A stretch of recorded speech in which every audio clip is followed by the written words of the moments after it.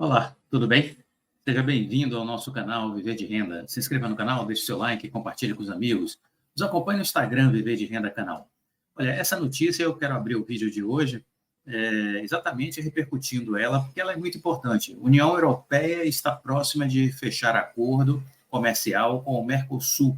Quem disse isso foi o conselheiro europeu, Damian Vicente Luna, que integra a delegação da União Europeia no Brasil. Ele afirma que a regulação que proíbe a importação de commodities de área desmatada não muda a intenção do bloco de liberar e aumentar as relações comerciais entre os blocos. A União Europeia está próxima de chegar a um acordo de liberação do comércio com o Mercosul. Então, isso é uma excelente notícia.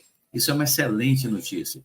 Esse acordo vai ampliar as relações comerciais entre os países do Mercosul com os países da União Europeia.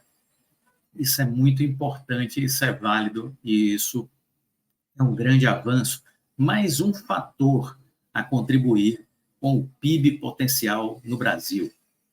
Mais um fator a contribuir com o PIB potencial no Brasil. Isso é muito positivo, muito positivo. Nós estamos avançando, nós estamos melhorando. Só quem não enxerga vê o pior. Os hards, lembre do desenho de Hanna-Barbera, Lip e Hard. Hard era hiena, que vivia se lamuriando. Ó céus, ó vida, ó azar. Não sejam hard, entendeu? Não sejam hard. Eu costumo dizer o seguinte, olha, você pode ver o mundo com as cores que você quiser.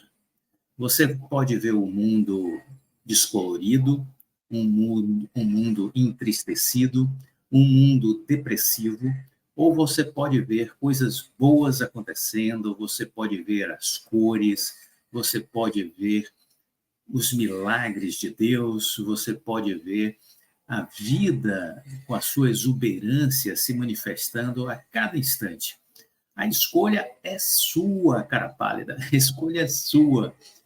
Somos nós que escolhemos o que queremos ver, entendeu? As pessoas negativas têm uma vida negativa, porque é a lei da atração, você atrai o que você libera. Se você libera energia negativa, visão pessimista, visão negativa, você atrai coisas assim também. Se você é otimista, se você é uma pessoa positiva, você atrai positividade também. Reflita e tente ver como você está se portando diante da vida e como a vida está se portando diante de você. Somos as nossas escolhas. Nunca se esqueçam disso. Olha, mais uma notícia importante: renegociação do FIES. Renegociação do FIES, com descontos de até 99%. Começou essa semana que passou, foi aprovada pelo Congresso Nacional, a medida já foi sancionada pelo presidente Lula no dia 1º agora de novembro, e isso é importante, muita gente estava com dívidas com o FIES e vai poder agora partir para um processo de regularização. Veja que essa questão de dívidas vinha tendo aí um amplo estímulo do governo com aquele programa de renegociação de dívidas em geral, com a participação dos bancos, né? E agora vem a renegociação de dívidas com o FIES. Mais uma importante notícia, mais uma informação importante, são coisas assim que nós entendemos que devemos reverberar, que devemos repercutir. São coisas boas que estão acontecendo. Isso tudo movimenta a economia, viu? Se você não sabe disso, isso tudo movimenta a economia. Olha, outra coisa importante que aconteceu essa semana foi a aprovação da reforma tributária. Veja vocês, a aprovação da reforma tributária. Isso é algo histórico. Isso é algo histórico, né? Senado aprova a reforma tributária, texto volta à Câmara, expectativa de promulgação neste ano. O Senado votou em 2 votações, de primeiro e segundo turno, né? Foram 2 sessões que votaram e aprovaram a reforma tributária. Clóvis, a reforma tributária não é a ideal. Olha aí, e vamos fazer o quê? Vamos fazer o quê? Não importa que não seja ideal. é uma reforma, é algo que vai nos levar para uma direção melhor. Não é a direção que gostaríamos ainda, é possível que sim, acredito que sim, ainda podemos fazer mais, mas dentre as circunstâncias, foi um avanço, temos que olhar dessa forma. Houve exageros no Senado? Não tenho a menor dúvida de que existiram exageros, que poderão ser corrigidos agora na Câmara. É a minha expectativa, que a Câmara possa aparar os exageros cometidos no Senado. Então, vamos acompanhar, né? Vamos acompanhar. De toda sorte, queremos dizer que foi uma votação histórica na quarta-feira, dia 8 de novembro, temos que reconhecer isso. É uma reforma que unifica 5 tributos sobre o consumo, coloca o Brasil mais perto do ponto de virada para um sistema já adotado em outros países e que promete simplificação. Olha, vocês não conhecem a agonia do que é as empresas para se relacionar com a carga tributária, talvez muitos não tenham noção disso, né? Somente a simplificação já é algo maravilhoso que vai acontecer. Menos conflitos, fim de cobrança em cascata de impostos sobre empresas, consumidores, é isso. Foram mais do que os 49 votos necessários, foram 53 votos a favor, então é positivo. Demos um passo histórico, demos um passo importante, há décadas discutíamos esse assunto e nada acontecia, né? Então, agora a gente tem um avanço. O Senado, vamos dizer assim, errou a mão. O Senado alterou trechos do projeto aprovado na Câmara de Deputados. Ampliou as exceções a categorias e atividades. Então, agora volta para o crivo dos deputados, que eu tenho para mim que vão aparar estes excessos cometidos pelo Senado. Não acredito que nada novo seja incorporado ao texto, apenas vão se aparar os excessos cometidos pelo Senado. Isso feito, o projeto seguirá para aprovação do presidente da República, entendeu? E vamos ver o que será o projeto final, né? Vamos ver o que será o projeto final. De toda sorte, é algo que vai fazer bem ao Brasil. Vai fazer bem ao Brasil. Não seja um hard, ok? Não seja um hard. Entenda que um passo importante foi dado. Entenda que um passo importante foi dado. E que ainda está sendo dado, porque vamos aguardar o próximo passo, que vai ser na Câmara de Deputados. O presidente Arthur Lira já disse que o assunto entra provavelmente para votação após o feriado de 15 de novembro. Então, na semana seguinte. Ok? Bom, vamos falar do prejuízo da Oi?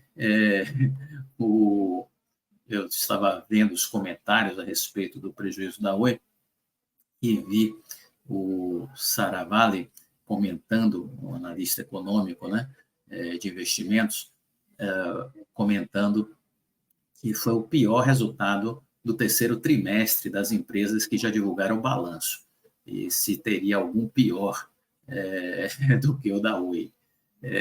De fato, o da Casas Bahia também, eu acho que se rivaliza, né? Mas a situação da Oi também é periclitante, né? Muita gente me mandou mensagem esses dias, né? Dessa semana. Então, é isso. A Oi descendo a ladeira com o pé no acelerador desde o início do ano. Desde o início do ano. Vamos lembrar que eu disse, olha, quando houve aquele pedido de tutela, de socorro que a Oi fez para o juiz, pedindo proteção por deixar de pagar logo no início do ano uma dívida de 600 milhões, eu disse, olha, perdi a credibilidade na gestão da empresa. O que eles informavam não era verdade, eles estavam mentindo, ao meu ver, porque eles apresentaram um estudo que dizia que a empresa tinha 3 anos para honrar todos os seus compromissos com absoluta tranquilidade. E disseram que nada justificaria eles continuarem em recuperação judicial. Isso foi a fala do presidente. Eu acreditei. Clóvis, você é bobinho. Tá, se eu não fizer isso, se eu não acreditar no presidente de uma empresa, se eu não acreditar num balanço, numa análise econômica feita por uma empresa independente, que foi um estudo pedido pelo Ministério Público Federal, pelo juiz da recuperação judicial, se eu não acreditar nisso, eu vou acreditar em quem, cara pálida? Eu tenho que acreditar nessas coisas.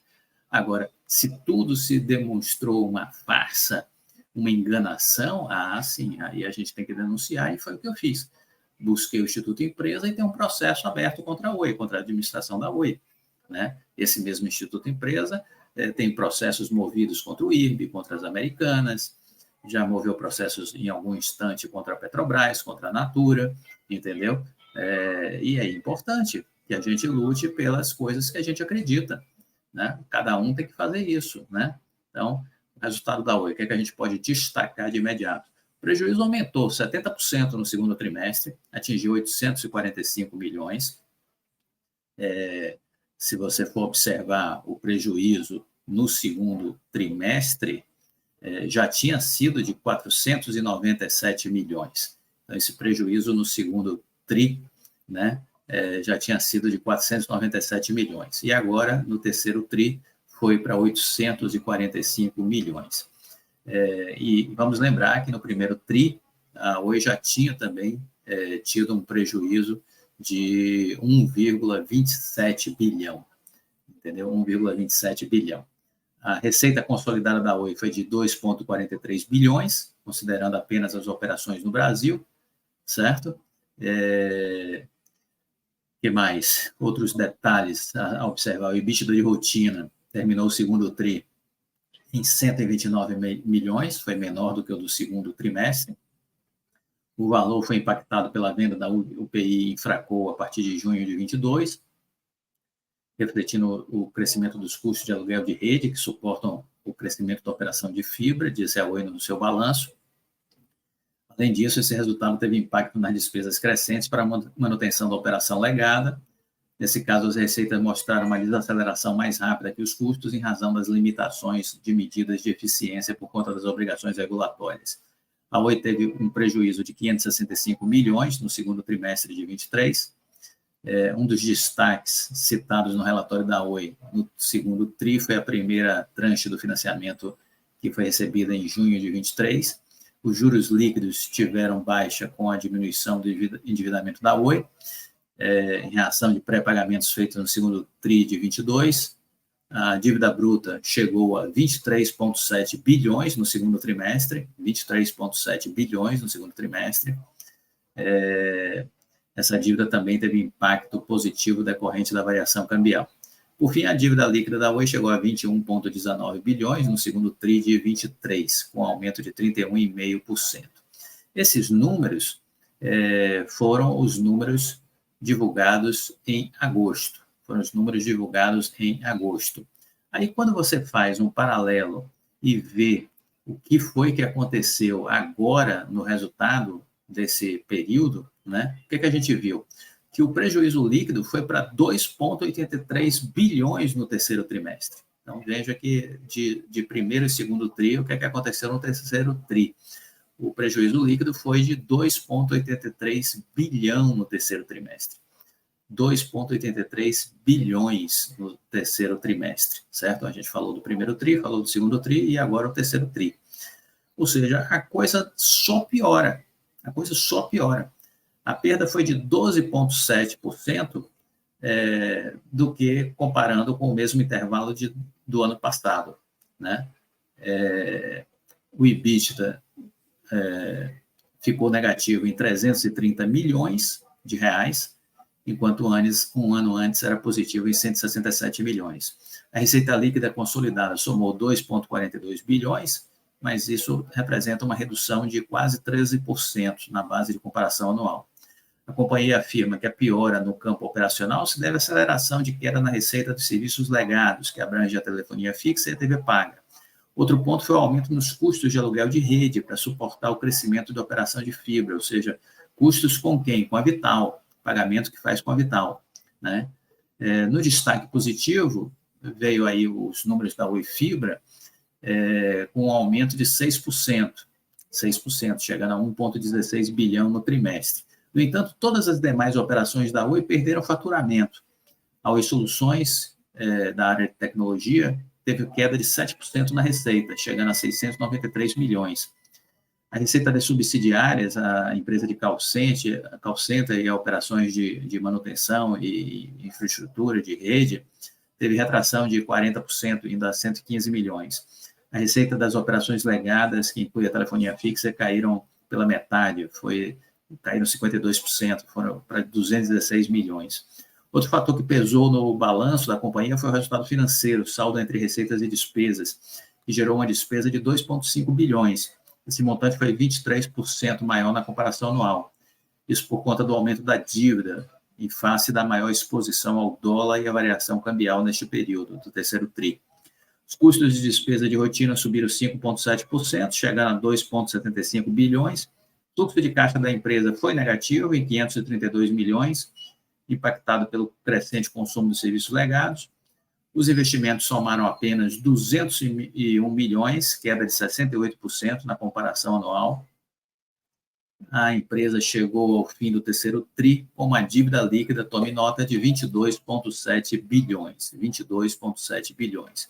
Valor 24% maior na comparação anual. Então, veja que a dívida só faz crescer, né? A dívida só faz crescer. Aqui tem o poder da questão cambial afetando a Oi, né? Então, a dívida já chega a quase 23 bi. O dinheiro em caixa, no fim de setembro, era 2,5 bilhões. Alguns diziam, olha, tem dinheiro em caixa.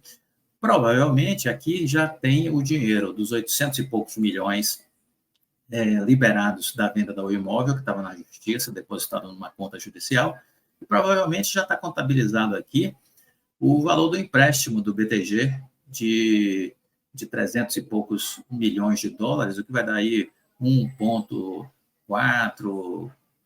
1,47, mais ou menos, bi.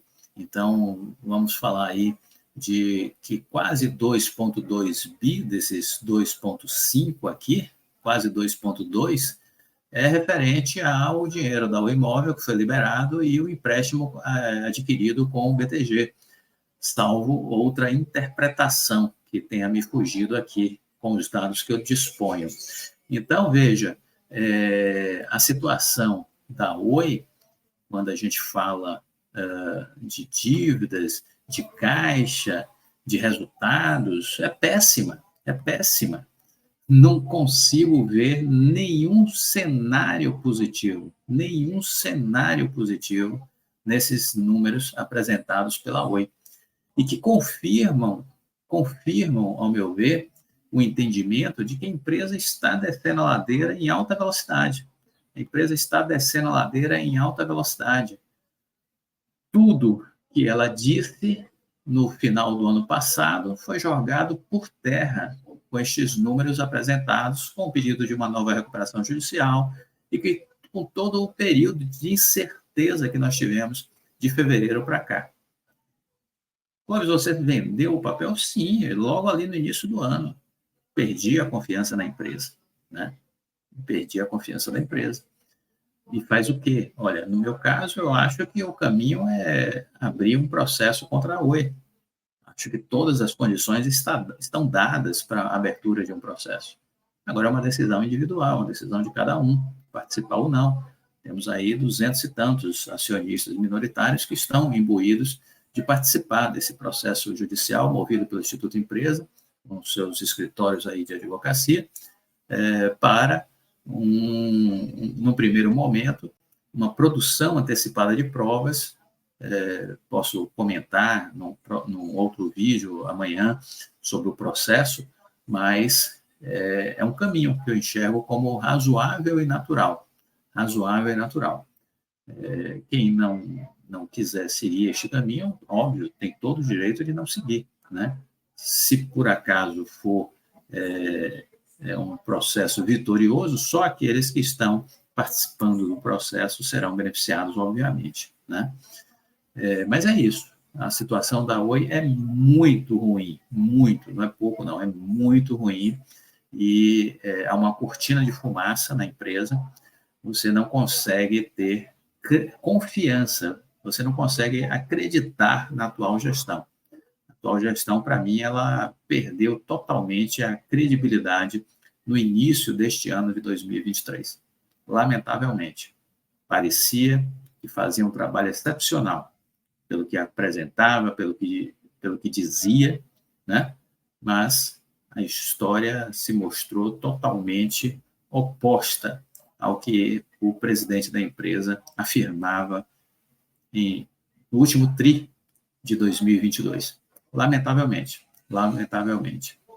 Se você gostou desse vídeo, deixe o seu like, compartilhe com os amigos, fique com Deus e até a próxima. Tchau.